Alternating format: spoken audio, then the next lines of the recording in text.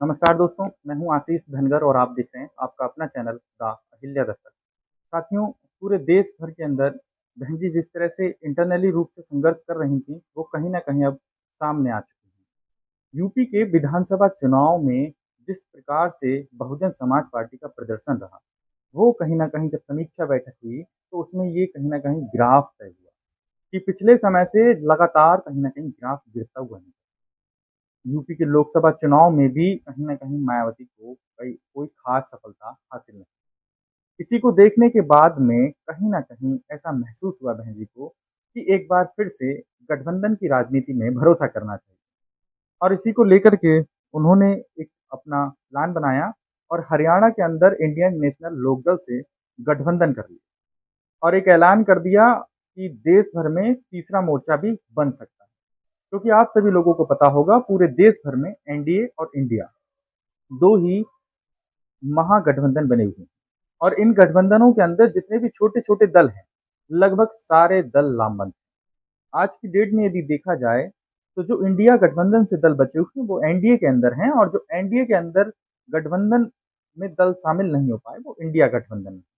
लेकिन इसके बावजूद भी कोई यदि दल बचा है तो कहीं ना कहीं उसका जनाधारी बहुत है, उसका वोट बैंक बहुत है।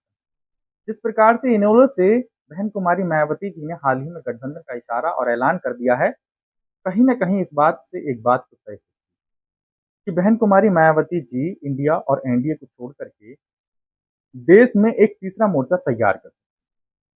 क्योंकि बहन जी के पास सबसे बड़ी ताकत जो है वो यूपी में। सवाल फिर वहीं खड़ा होता है कि यूपी में कौन बहन जी के साथ है। बहन जी ने सबके साथ आके देखी, लेकिन आलम कुछ खास बदलता हुआ नजर नहीं। आप सारे लोगों को पता है कि बहुजन समाज पार्टी का कहीं ना कहीं उत्तर प्रदेश के अंदर जो जनाधार है वो कहीं भी और जनाधार नहीं।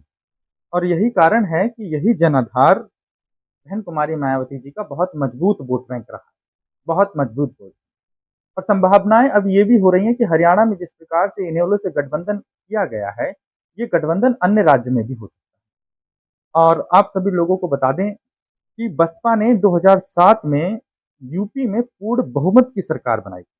उसके बाद से ही उसका प्रदर्शन लगातार गिरता चला जा रहा है और यूपी में पिछले विधानसभा चुनाव में एक सीट में पूरे उत्तर प्रदेश के अंदर जो आलम रहा वो सबसे बदतर रहा और कहीं ना कहीं जो वोट बैंक था उसमें भी गिरावट आई और महज 12.80% vote bank Bahujan Samaj party को मिला। और वही हाल हुए लोकसभा चुनाव में बहन कुमारी मायावती जी को एक भी सीट हासिल न हो। ये कहीं ना कहीं वही पार्टी है जो कभी पूर्ण बहुमत की सरकार बना।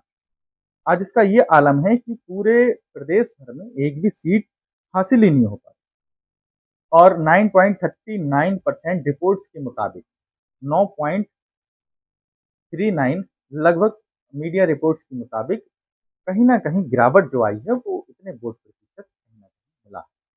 और यही कारण है कि जिस प्रकार से वोट प्रतिशत गिरा है, कहीं ना कहीं ये बहन कुमारी मायावती जी को सचेत कर दिया।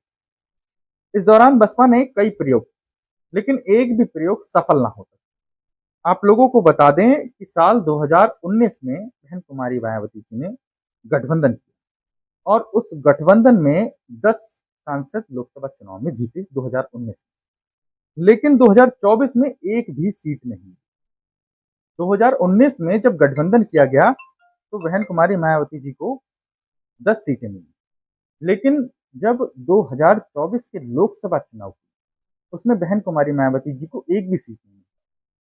और दूसरी ओर एनडीए नेशनल डेमोक्रेटिक अलायंस और इंडिया गठबंधन में सारे दल, छोटे छोटे जितने भी दल, सारे दल शामिल हुए।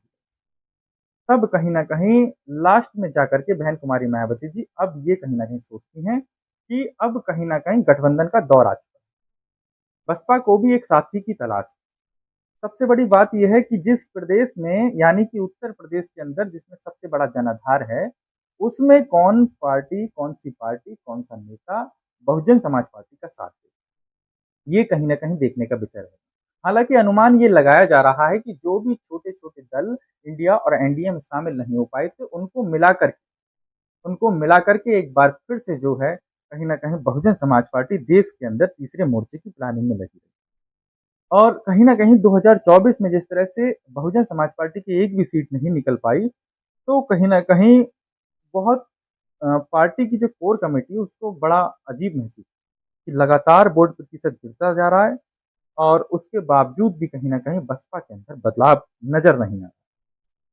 तब कहीं न कहीं ये अनुमान लगाया जा रहा था, इससे पहले भी 24 के चुनाव में भी लगातार एक प्लानिंग चल रही थी, किसी भी तरह से पंजाब के अंदर अकाली दल से गठबंधन किया। लेकिन कुछ कारण रहे जिसकी वजह से अकाली दल से भी गठबंधन नहीं हो पाया। लेकिन इनेलो से जिस प्रकार से हरियाणा के अंदर गठबंधन कहीं न कहीं तय हुआ है और बहन कुमारी मायावती जी ने ऐलान कर दिया है, तब कहीं न कहीं एक अनुमान लगाया जा रहा है कि कुछ ना कुछ तो बदलाव होना तय है। देश में अगर तीसरा मोर्चा बना, तो कहीं न कहीं इंडिया और एनडीए से छूटे दलों को जो मौके नहीं मिल पाए थे, वो मौके भी मिल सकते। लेकिन आप लोग क्या सोचते हैं इस पूरे विषय को लेकर के आप लोगों की क्या राय है? कमेंट सेक्शन में अपनी राय ज़रूर दीजिएगा। हम फिर मिलेंगे एक नए वीडियो, एक नए टॉपिक के साथ में। तब तक के लिए जय हिंद, जय भारत।